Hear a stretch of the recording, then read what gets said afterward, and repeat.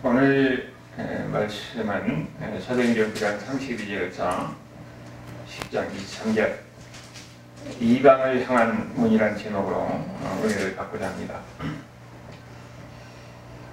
사도행전은 역사서예요. 역사의 기록이죠.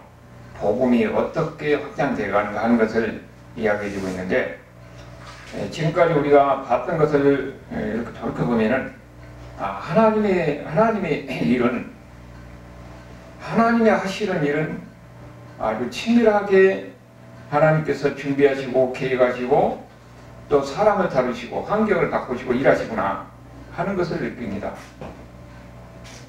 우리가 그냥 볼 때는 세상에 일하는 것이 그냥 되는 것 같은데, 하나님의 관점에서 우리가 역사를 이렇게 돌이켜보면은 거기에는 다 우연 같은 사건을 통해서도 하나님은 계획하시고 준비하시고 또 친밀하게 일하신다 하는 것을 우리에게 보여주고 있는 거예요. 그래서 사람이 항상 역사를 통해서 지혜를 얻는다고 그러잖아요. 그러나 우리가 성경의 역사를 통해서 뭘 봅니까? 하나님이 어떻게 일하신가 하는 것을 보는 거예요. 복음이 예루살렘에 시작해서 확장되는 과정을 통해서 하나님이 어떻게 일하신가, 이런 세상의 암울한 가운데 있는 그 세상 속에서 하나님이 어떻게 환경을 극복해 나가게 하시고 사람을 세워서 일하고 복음을 전하게 한가 하는 것을 우리에게 보여주는 거예요. 예루살렘에서 지금 복음이 오순절 이후에 제자들을 통해서 이제 예루살렘 안에서 유대인들을 중심으로 퍼져나갔잖아요. 그들의 사고는 항상 유대인들의 틀 안에서만 있어요. 유대인들의 사고 속에는 이방이라는 것은 없습니다. 이방인은 유대인들의 사고 속에는 개 취급했어요. 개 취급. 그래서 그들과 접촉하는 것도 불법이고 그들과 상종하지도 않았던 거예요. 그들은 하나님은 유대인만의 하나님이라고 생각했어요. 그리고 심지어는 예수 믿는 사람들조차도 예수님은 유대인을 위한 예수입니다. 메시아다. 그렇게 생각했던 거죠. 그러니까 그들은 그런 사고가 10년, 20년도 아니고 수천 년 동안 항상 그들의 사고 속에서 자리 잡고 있기 때문에 그들은 이방인을 향해서 간다, 이방인을 접촉한다, 상종한다 하는 것은 상상할 수 없는 일이었어요. 그러면은 이미 예수님께서는 승천하시면서 뭐라고 그랬냐면은, 사도행전 1장 8절에서 예수님께서 제자들에게 뭐라고 그랬습니까? 성령이 너희에게 임하면은 너희가 권능을 얻을 것이라고 그랬잖아요. 그러면서 예루살렘과 온 유대와 사마리아 땅끝까지 복음을 전하라고 그랬어요. 그들에게는 예루살렘에서는 복음이 흥황하는 가운데서 오히려 이제 그 안에서 문제가 됐잖아요. 유대인들하고, 기존에 있는 유대인들하고 예수 믿는 사람하고 충돌이 일어나는 가운데 박해가 심해지니까 흩어졌어요. 그들이 흩어지는데도 불구하고 그들은 더 다른 지역으로 가서 어떻게 했느냐? 이방인들하고 접촉하는 것이 아니라 유대 공동체에서 유대인들하고만 만나고 유대인들 공동체를 중심으로 해서 사는 거예요. 그래서 그들 가운데서도 이방인과 만난다는 것은 상상할 수 없는 일이었죠. 그들이 가는 것은 어디까지 가느냐? 사마리아까지 갔던 거예요. 사마리아. 거기에 빌립이 가서 거기에서 전도하다가 그 사마리아에 성령의 역사가 있더라 하는 것을 그 제자들을 주니까 제자들은 그걸 가서 진짜 사마리아에 하나님의 역사가 있는지 확인하러 가잖아요. 베드로와 요한이 거기 가서 보니까 진짜 성령의 역사가 있는 거예요. 유대인 안에서만 있는 줄 알았더니는 거기에 사마리아에도 하나님의 역사가 있더라 하는 것을 그 제자 중에 수제자인 베드로와 요한이 가서 확인하고 와서 거기에 인정하면서 그들이 받아들인 것을 볼 수가 있습니다. 그런데 거기까지인데 이방인들을 향해서 복음을 증거하고 복음이 확장된다는 것은 그들은 생각하지 못했던 거죠. 예수님께서 땅까지 복음을 전하는데 그 의미를 그들은 제대로 이해하지 못했던 겁니다. 사람의 사고와 사람의 생각을 깨뜨리는 데는 충격적인 요법이 들어가요. 여러분, 우리가 예수 믿는다는 것도요, 우리가 설득해서 예수 믿는 것도 되는 것 아닙니다. 그러니까 사람은 하나님 어떻게 합니까? 충격적인 요법을 사용할 수가 있어요. 병이 든다든지 사업에 어려움을 겪는다든지 아니면 굉장히 충격적인 요법을 통해서 절망하고 하나님 앞에 나와서 무릎 꿇고 지금까지 가지고 있던 사고라든지 지금까지 가지고 있던 모든 것을 다 내려놓고 하나님 앞에 나와서 나 살려주십시오. 그러면서 예수님 믿는 그런 경우가 우리가 많이 보잖아요. 그러면은 이렇게 수백 년, 수천 년 동안 그렇게 그들의 틀에서 갇혀있던 그들을 하나님은 이미 하나님의 계획은 뭡니까? 하나님은 유대인만의 하나님이 아니에요. 온 세상 모든 인류를 위한 하나님입니다. 다만 유대인을 통해서 하나님이 이 땅에서 임하신 것이요. 유대인을 통해서 세상을 구원하려는 하나님의 계획 속에서 예수님이 유대인으로 오는 것뿐이지 유대인을 위한 하나님이 아니라 우리 모두를 위한 하나님인 겁니다. 그들은 그것을 잘못 이해를 했던 거지요.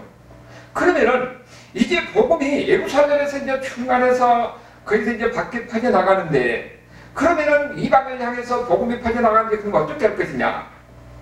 거기에 오늘 하나님께서 베드로를 사용하십니다. 이전에 우리가 봤을 때는 하나님은 이미 이방의 사도로서 누구를 세웠습니까? 사도 바울을 세웠잖아요. 사울이라는 청년을 통해서 이미 보이지 않는 가운데 준비하고 있었지만은 그가 밖에 나가서 하나님을 체험하고 이 3년 동안 나름대로 훈련해서 왔지만은 그런 예루살렘에 왔어도 아주 미약한 존재일 뿐이지 거기서 인정받은 사람은 아니었어요. 예루살렘 교회의 순례자, 예수님의 12제자 중에 순례는 베드로고 12사도를 중심으로 해서 거기에 우두머리인 베드로가 거기에 많은 영향력을 행사하고 있었던 교회가 바로 예루살렘 교회잖아요. 그런 가운데 하나님은 이 베드로를 통해서 이방을 향해서 하나님이 역사한 것을 보이는데 어떻게 역사하는가 보니까 오늘 베드로가 예루살렘에서 두루 다니면 뭡니까? 예루살렘 교회 밖에 다니니까 성도들 흩어졌잖아요. 그러니까 사도들이 거기 다니면서 있는 성도들은 그들을 위로하고 한마디로 말하면 신방하는 거예요. 위로하고 격려하고 그런 가운데서 오늘 보니까 어디로 갔느냐? 룻다라는 곳으로 가는 겁니다. 예루살렘에서 룻다라는 곳으로 가는 거예요. 룻다에 가서 어떤 일이 있었느냐? 32절에 보니까 거기 나오지요. 거기에 보니까 룻다에 가서 에니야라는 8년 동안 중병병을 앓았던 여자를 만나요. 그래서 베드로가 이 사람을 고쳐줍니다. 그리고 거기에서 또 36절에서부터 40절까지 보면은 거기가 엽바라는 곳에 가서 거기서 또 죽은 사람을 살리래요. 여기 보면은 제가 이렇게 여러분 지도를 줬잖아요. 지도를 보면은 그 지도를 통해서 베드로가 어떻게 전도로 다녔는가 하는 것을 우리가 그림을 그리면서 보는 것이 좋습니다. 예루살렘에서 룻다로 내려왔어요. 근데 룻다에서 옆바까지는 20km 정도 됩니다. 20km 정도면 여기서 하나까지 가는 건 되겠죠. 하나까지는 우리가 쉽게 걸어갈 수 있잖아요. 근데 이제 10장에 가면은 거기가 어디냐면 가이사라예요. 가이사라까지는 60km입니다. 여기 보니까 지금 룻다에서 옆바까지 20km 거리니까 이렇게 룻다에서 기적을 해놨고요. 베드로가 거기 있다는 소리를 듣고 옆바에 있는 성도들이 여기 36절에서 보면은 이 다비다라는 사람인데 거기로 가면 더루가라 하면서 이 사람이 아주 선행을 많이 한 사람이었던 것 같아요. 근데 이 사람이 죽으니까 베드로가 있는데도 그때 사람을 보내서 베드로를 데리고 와서 이 더루가를 살리는 이야기잖아요. 그런데 여기 보니까 이제는 여기 내용에 룻다, 엽바, 사론 지방에서 많은 사람들이 예수를 믿었다는 이야기 나오거든요. 여기 사론 지방은 엽바에서 사론 지방은 거기가 습지여가지고 농사 지을 수 있는 것은 아니에요. 그런데 사론이 우리가 사론의 꽃 그러잖아요. 사론의 꽃이란 말은 농사 지을 수 없는 척박한 곳에서 핀 꽃이란 말이에요. 그래서 사람의 꽃 예수 그럴 때는 예수님이 바로 이런 불모지 같은 곳에서 피는 꽃이다 이런 의미가 거기 들어있는 거예요. 사람이 바로 그런 거예요. 자, 그런 가운데서 우리가 여기 보니까 먼저 룻다에서 에니야라는 사람을 살리고 엽바에서 누구를 살렸다고 그랬습니까? 더루가라는 사람을 살렸다고 그랬잖아요. 근데 이 39절에 보면은 다비다라고 그랬어요. 그 다음에 번역하면 더루가라고 했는데 이게 왜 이렇게 이름을 번역했느냐? 여러분 그 페르시아 시대 때는 페르시아가 전 이 팔레스타인 지방을 지배를 했잖아요. 그때는 아시리아 페르시아가 지배하면서 그때 만국 공용어가 아람어였어요. 아람어. 근데 알렉산더 대왕이 페르시아를 정복하고 지배하면서 그때 공용어, 만국 공용어는 이제는 헬라어가 됩니다. 그런데 아직도 이 헬라어가 만국 공용어자면 민간의 이 서민들 층에서는 아람어를 사용하고 있는 거예요. 그러니까 이 다비다라는 이름이 헬라어로 번역하면은 더르가란 말이에요. 영양, 사슴이라는 그런 의미를 갖는 거죠. 그리고 그 당시에는 로마가 지배하고 있으니까 그 위로부터 한 100년 지나면은 이제는 세계 만국 공용어가 라틴어가 되는 겁니다. 그러니까 아직 라틴어가 활성화되지 않을 때 이때 그런 상황이에요. 근데 어떤 중요한 것은 이 사람이 아마 과부였던 모양이에요. 돈이 좀 있는 사람이어서 이 선행을 많이 하고 좋은 일을 많이 했던 사람인 것 같아요.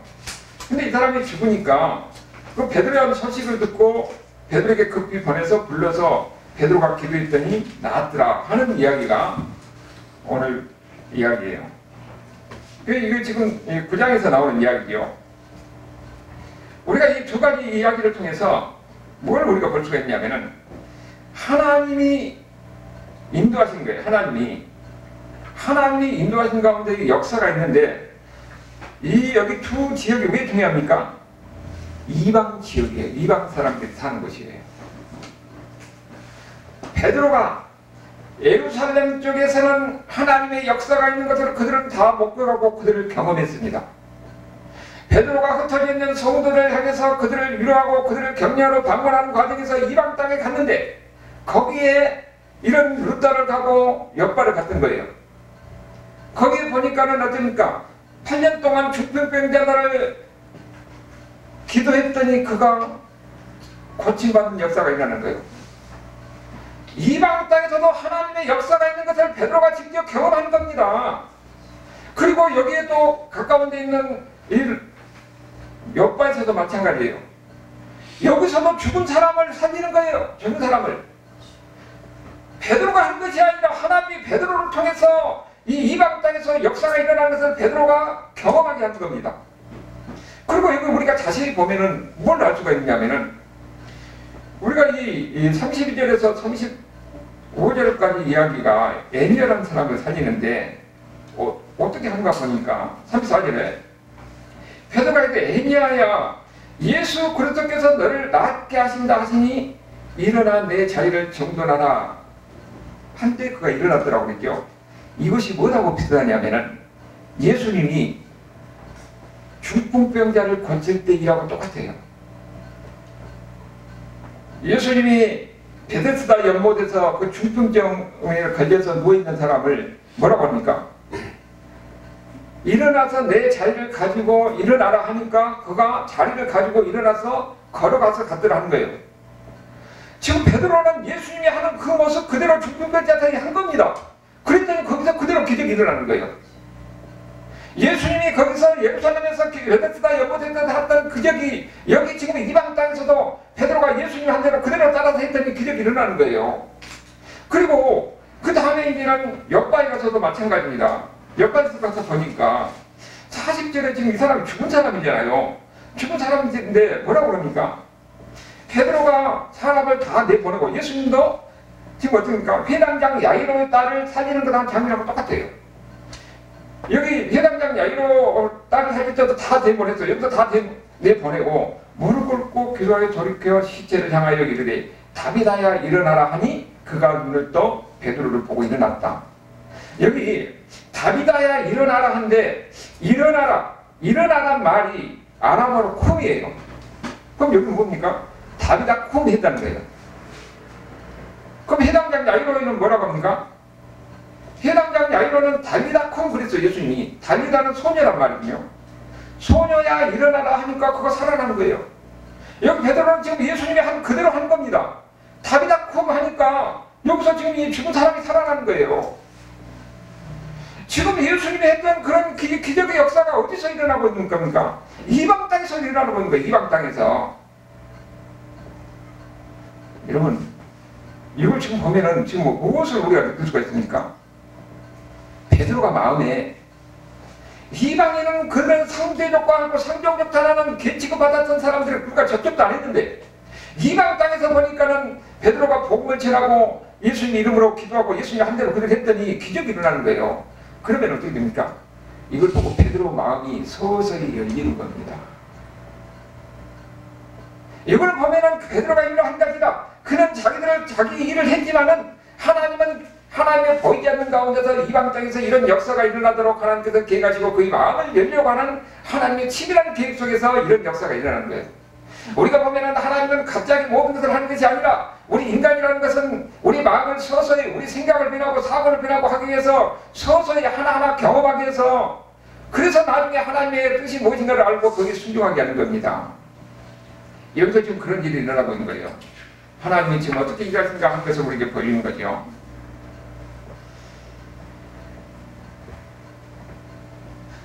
여기 이제 그러고 우리 보니까 이 43절에 이런 두 가지 기적이 믿고 나서 43절에 보니까 베드로가 요바에 여러 날 있어 시몬이라는 무두장의 집에서 머물다. 그런데 무두장이가 옛날에 이 성경에는 피장이라고 나오거든요. 피장이 뭐냐면은 가죽 피자잖아요. 가죽업을 하는 사람이에요. 그러면 가죽업을 하는 것이 뭡니까? 우리가 구두를 신을 때 구두를 소가죽, 말가죽 이렇게 하니까 좋은 구두를 신고 있는데 그 일을 하는 사람들은 굉장히 냄새나고 아주 힘든 직업입니다. 그러니까 유대사에서는 이 무두장이 이 가죽업을 하는 사람을 아주 천대받은 직업이에요. 그러니까 이 사람들은 오히려 유대 공동체에서 살지도 못하고 유대 공동체 밖에 떨어져서 멀리 떨어져서 사는 사람이에요. 그만큼 천대당하고 무시를 당하고 하는 사람이 이 가죽업을 하는 사람인데 베드로가 거기 가서 여러 날을 머물렀다는 거예요. 그럼 여기서 어떻게 알 수 있냐? 베드로 마음이 많이 열려있다는 것을 우리가 알 수가 있습니다. 사람들에게 소위 외면받고 천대받는 그 사람들을 향해서 다가가고 그들 향해서 하나님의 역사가 있는 것을 경험하고 그들 가운데서 같이 그들과 오랫동안 머물면서 그는 그 속에서 하나님의 역사, 하나님의 사랑을 같이 하나하나 마음이 열리면서 실천하고 경험하고 있는 것을 우리가 볼 수가 있는 거죠. 그런 가운데 결정적인 사건이 10장에서 일어납니다. 고넬료 사건을 통해서 어떤 일이 일어나는가 보니까 이 가니사랴에 고넬료라 하는 사람이 있으니 이 고넬료는 이 사람은 이방 사람이에요. 이 사람이 뭐냐면 이달리아 부대를 하는 군대의 백부장이라고 했는데 로마에는 각 민족별로 다 군대가 있습니다. 그러면 그 민족 중에서 이달리아 부대는 그야말로 가장 엘리트 대우받는 그런 군대예요. 거기에 백부장입니다. 백부장이면은 적어도 한 300명에서 500명 정도의 병사를 거느리는 중간급 간부 정도 되는 사람이죠. 근데 이 사람이 보니까 유대교로 개종한 것 같아요. 그래서 이 사람이 지금 어떻게 됐습니까? 아주 경건하고 온 지방과 더불어서 하나님을 경외한다고 그랬잖아요. 그리고 많은 선행을 했던 사람인 것 같아요. 근데 이 사람이 기도를 하는 거예요. 3절에 보니까 제90쯤 되어서 환상 중에 기도하는데 90이 하면은 항상 성경에서 나오는 그 유대력에다가 6을 더하면은 우리 시간이 나와요. 그럼 6을 더하면은 오후 3시쯤 되잖아요. 이 사람이 오후 3시에 지금 기도하는 가운데 하나님을 보니까 환상 중에 하나님의 천사가 나타난 겁니다. 여러분도 기도하다가 하나님의 천사가 나타날 수 있기를 바랍니다. 아멘. 그러니까 어떻게 했어요? 기도를 많이 해야지. 항상 시간마다 놓고 기도해요. 어떻게 천사가 와가지고 네가 하는 일을 요거 지금 뭐라고 합니까? 네가 하는 일 지금 기도하고 부지하고 하나님 이런 것이 하나님 앞에 다 상대를 됐다고 그러잖아요. 그런 좋은 일을 하는 것을 하나님이 여러분이 하는 일을 하나님은 다 기억하고 계십니다. 지금 고넬료에게 하나님의 천사를 나타나서 뭐라고 그럽니까? 네가 기도하고 네가 선행하는 거 좋은 일을 하는 것을 하나님이 다 아시고 상달을 됐다고 그러잖아요. 그래서 뭐라고 그러냐? 여기 중요한 게 아니고 그 다음에 중요한 것이 3절에 보게 되냐? 욥바에 사람들을 욥바에 보내서 베드로 하는 시몬을 청하라. 그리고 구체적으로 어디가 있는 걸 이야기하잖아요. 그 욥바의 무두장이 시몬이라는 사람은 집에 거기서 있는데 거기가 해변에 있다고 구체적으로 이야기합니다. 천사가 나타나서 이야기하고 있는 거예요. 그래서 그럼 어떻게 되냐? 그래서 이 고넬료가 바로 천사가 떠남에 고넬료가 집안에 있던 하인들하고 부하 가운데 경건한 사람을 하나를 엿바로 천사가 말한 대로 엿바에 베드로와 함께 보낸 거예요. 그런데 그 구절에서 보면 그 이튿날 보니까 이튿날 이미 이제는 또 하나님이 베드로의 역사예요. 그 이튿날 보니까 어떻게 됐냐? 베드로가 기도하려고 옥상에 올라갔다고 그랬어요. 지붕에 올라갔는데 그 유대인들의 지붕이요, 우리가 생각하는 지붕이 아닙니다. 그 사람들은 우리같이 슬라브같이 이렇게 되어 있어요. 그래서 그 사람들은 항상 옥상이 자기들의 생활 공간이에요. 그러니까 옥상을 그들은 많이 활용을 해요. 그러니까 이 사람은 옥상에 올라가서 기도했던 거죠. 그때가 몇 해냐면 제6시니까 6시에다가 6을 더하면은 12시잖아요. 낮 12시에 그가 옥상에 올라가서 기도하고 있었던 거죠. 베드로가. 그랬더니 어떤 일이니까 환상 중에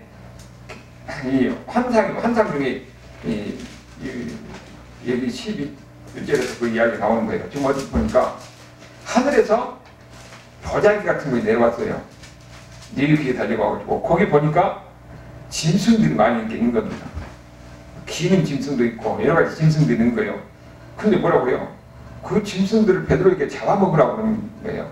그러니까 베드로가 뭐라고 그러니까 나는 부정한 짐승, 속되고 부정한 것을 먹지 않았다고 그러잖아요.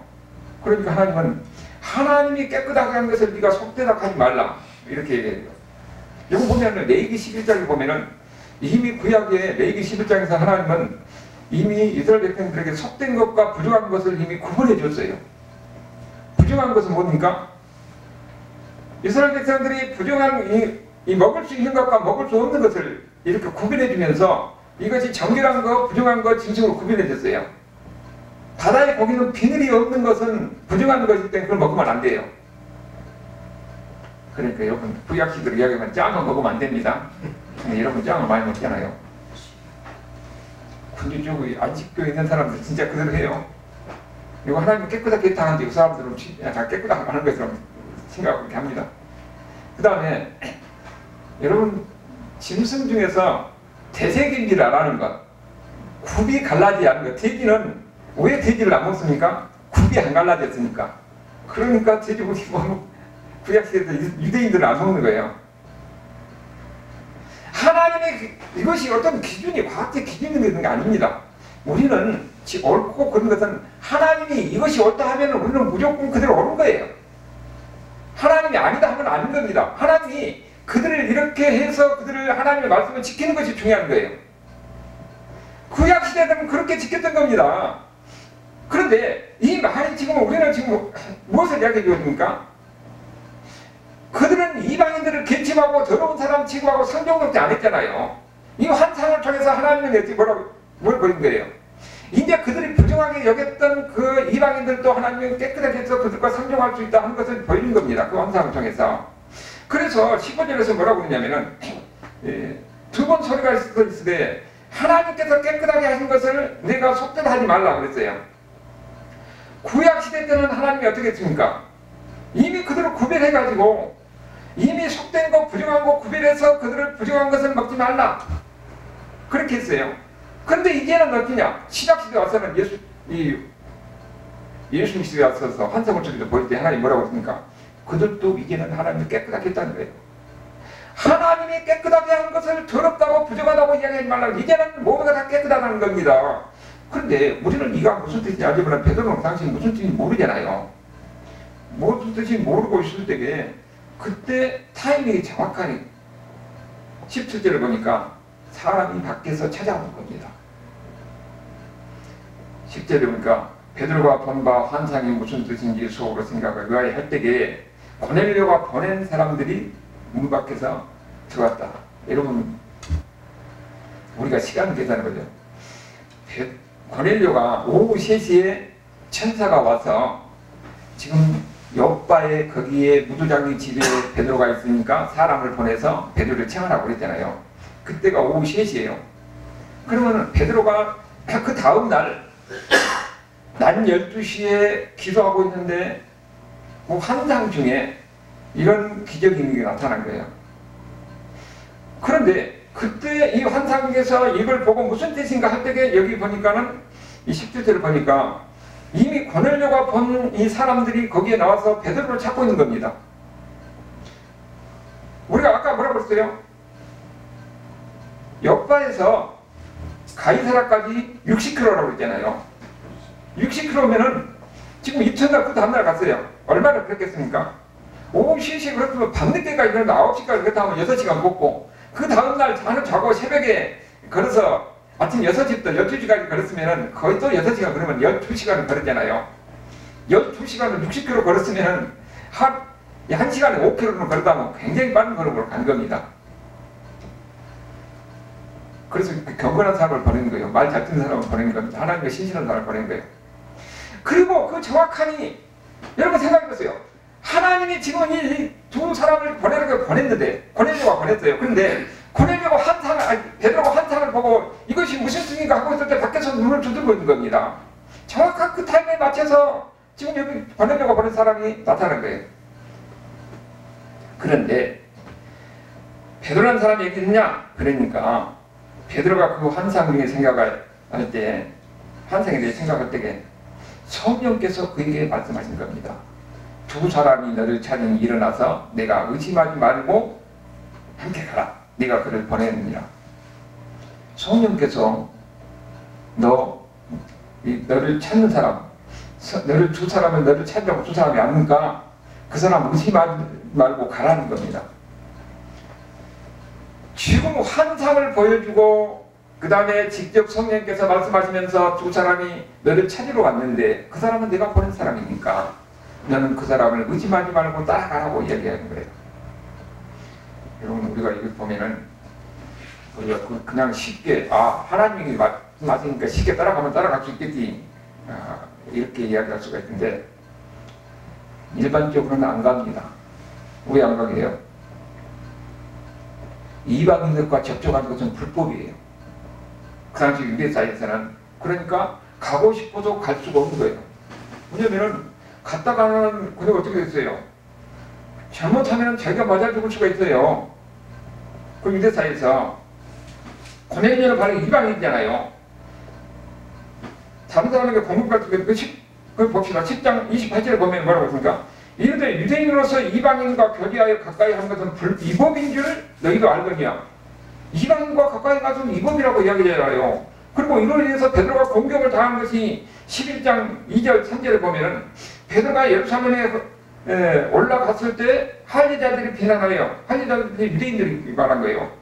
내가 무할례자들 집에 들어가는 것 함께 있었다. 할례도 받지 않는 이방인들과 같이 교제했다는 것을 가지고 베드로를 이렇게 지금 공격하고 있는 겁니다. 유대인들이. 그만큼 그들 사회에서는 폐쇄적인 사회에서 그들이 지금 이방인들과 접촉하고 이들과 교제한다는 것은 상상할 수 없는 일이에요. 그런데 지금 베드로는 지금 어떤 상황입니까? 베드로는 지금 이미 옆바와 루다에서 이방 땅에서 하나님의 역사가 있는 것을 하나님의 기적가 있는 것을 그럼 경험했잖아요. 그리고 이제 마음이 찬찬 열린 상황인데 그런데 자기가 이렇게 기도하고 있을 때에 환상이 내려와서 환상을 통해서 그러니까 이 부족한 짐승도 하나님이 깨끗했으니까 이걸 먹으라고 그러는 거예요. 섞여다 하지 말라. 그리고 그때 자기가 기도하고 있을 때에 지금 고넬료라는 사람이 그 사람을 보내가지고 자기를 찾으는데 하나님이 뭐라고 그랬습니까? 성령께서 너 의심하지 말고 그 사람을 따라가라. 직접 말씀까지 하셨어요. 그러면 베드로가 여기서 지금 결정을 해야 됩니다. 지금 사회법에서 이 사회법으로는 이방인들과 접촉하는 것은 불법이고 이방인과 접촉하는 것은 이 모르는 사람들에게 의해서 이게 맞아 죽을 수 있는 이런 굉장히 어려운 상황이에요. 그런데 그 마음 한편에서는 성령께서는 뭐라고 그랬습니까? 가라는 거예요. 의심하지 말고 가라는 거예요. 그러니까 베드로가 결단해야 되는 거죠. 그때 베드로는 어느 편을 씁니까? 유대사에서 자기의 잘못하면은 유대가 지금 이 예루살렘 교회 안에서도 자기가 위치도 흔들릴 이런 상황입니다. 지금 여기 안에서도 교회 안에서 지금 공격하고 있으니까. 그런데 그는 하나님의 말에 순종한 거예요. 그는 결단하는 겁니다. 내 마음속에서 말하시는 성령의 소리, 하나님의 말씀, 하나님이 가라고 그 사람을 따라가서 이방 사람을 가서 그 사람을 만나러 가는 거예요. 만약에 베드로가 아니고 바울이었다면, 바울은 이미 하나님께서 그 전에 준비를 하셨잖아요. 그런데 그 당시 교회에서 바울은 아주 미약한 존재에 불과합니다. 아직 주류가 아니에요. 베드로의 위치는 어떻습니까? 그 12 제자 중에서 수제자입니다. 그 예루살렘 교회에서 아주 큰 위치를, 영향력을 행사하는 거예요. 만약에 바울이 이방과 접촉하면서 이방인과 접촉하고 이렇게 교제하고 있다가 하면은 그 교회에서는 맞아 죽었을지 몰라요. 그런데 베드로는 수제자니까 그들을 어떻게 하지 못해요. 근데 베드로가 뭐라고 그래요? 아니 성령께서 나에게 말씀하시고 나한테도 역사하셨다. 그러면서 이 환상의 이야기를 한 겁니다. 하나님의 뜻이 하나님의 뜻이라는 거예요. 이미 하나님께서는 이 환상을 통해서 이들을 더럽게 생각했던 이방인들로 이 환상을 통해서 그들도 하나님이 깨끗하게 하셨죠. 그들과 이제는 교제하고 그들과 상종할 수 있다는 것을 보이는 겁니다. 하나님은 이렇게 베드로를 통해서 이방을 향해서 문이 열린 겁니다. 베드로가 이렇게 결단한 것도 문이 열린 겁니까? 이방을 향한 문이 열린 거예요. 그들을 향해서 접촉하고 그들을 향해서 복음을 전할 수 있는 길이 열리는 겁니다. 하나님은 그때는 이 문이 열리는 이 역사를 바울을 통해서 하는 것이 아니라 베드로를 통해서 하는 거예요. 하나님은 이렇게 치밀하게 준비하시고 계획하시고 준비하시고 사람을 하나하나 준비하셔서 그 일을 실행하는 것을 우리가 볼 수가 있어요. 이렇게 해서 복음이 이제는 문은 베드로를 통해서 열리게 되고, 그 이전에 하나님께서 준비했던 사울이라는 청년이 그가 예수님을 만나고 그가 탁월한 학문 가운데서 성경을 다시 해석하고 그런 가운데서 그 탁월한 학문을 가지고 이방을 향해서 복음을 전하고 성경을 기록하고, 하나님은 이렇게 치밀하게 준비한 가운데서 하나님은 역사하신 겁니다. 우리를 볼 때는 그냥 이 모든 것이 그냥 우리 같은 사건으로서 역사가 이루어진 것 같지만은 성경의 전체 역사를 보니까 하나님은 이렇게 치밀하게 하신 거예요. 갑자기 한 것도 아니고 그들의 마음을 설득하고 환상을 통해서 기적을 통해서 그들에게 보여주면서 깨닫게 하시고 하나님의 뜻이 무엇인가를 알게 하시고 그들을 스스로 결단해서 그 일을 가게 한 겁니다. 하나님의 은혜가 사로잡힌 사람은 세상의 환경이나 세상의 자기 어떤 체면이라든지 이게 거기에 구속되는 것이 아니라 하나님의 뜻이면은 내가 세상에서 지위가 흔들리고 맞았는가 한다 할지라도 나는 그 하나님의 뜻대로 가겠다는 그런 결단이 필요한 거예요. 베드로가 그 결단 속에서 그건 어떻게 됐어요? 이방을 향해서 한 문이 열리는 하나님의 뜻에 거기에 쓰임받는 거잖아요. 여러분, 이것이 여기뿐만 아니라 우리 모두도 마찬가지입니다. 우리는 보면은 살아가는데 그냥 사는 것 같으면 여러분이 예수 믿는 과정을 보면 하나님이 여러분을 설득하셨어요. 보지하는 가운데서. 베드로만 아니라 성령께서는 모든 한 사람 한 사람이 다 소중한 사람이고 한 사람 한 사람은 우리가 전도를 해서 온 것 같지만 보이지 않는 가운데서 하나님을 설득했던 겁니다. 한 개인의 뿐만 아니라 한 가정을 보고하는데도 그러고 한 나라가 한 민족이 복음하는데도 하나님은 보이지 않는 가운데서 사람을 준비하고 또 환경을 통해서 그들을 생각을 깨뜨리고 그들 모든 것을 하나님은 치밀하게 준비해서 일하신 거예요. 그렇기 때문에 우리는 베드로같이 마음에 열려서 하나님의 뜻 안에서 모든 것을 내놓고 하나님의 뜻대로 하겠다는 이런 순종이 있는 겁니다. 그럴 때에 하나님은 어떻게 됩니까? 여러분을 통해서 하나님은 하나님의 목적을 이루어가는 거예요. 하나님은 바로 이런 하나님이에요. 치밀하게 하시는 하나님. 여러분을 통해서 하나님은 지금도 이런 일을 하십니다. 제가 어디 보니까 이 제국의 멸망이라는 책을 써가지고 1950년대가 됐죠. 러시아의 멸망을 예언하는 그 사람이 있어요. 근데 그대로 됐어요. 그대로 유명한 사람이 되는데 이 사람이 뭐라고 하냐면 이제는 미국이 멸망할 거라는 거예요. 지금 패권주의로 취하고 있는 거예요. 근데 그 사람이 그런 것은 여러 가지가 있어요. 근데 그 중에서 하나 제가 눈여겨본 것은 그들은 기독교의 가치를 믿고 쾌락주의와 태폐주의에 빠졌다는 겁니다. 저는 그 말이 맞는 것 같아요. 우리가 역사적으로 봐도 문명이 발달하면서 쾌락주의와 태폐주의로 가면 그 나라 망해요. 노마가 이 기독교가 되면서도 번성을 느꼈지만 기독교가 타락하니까 그 망하는 겁니다. 중시의 교회도 타락하니까 망하는 거예요. 기독교적 가치가 살아있어야지.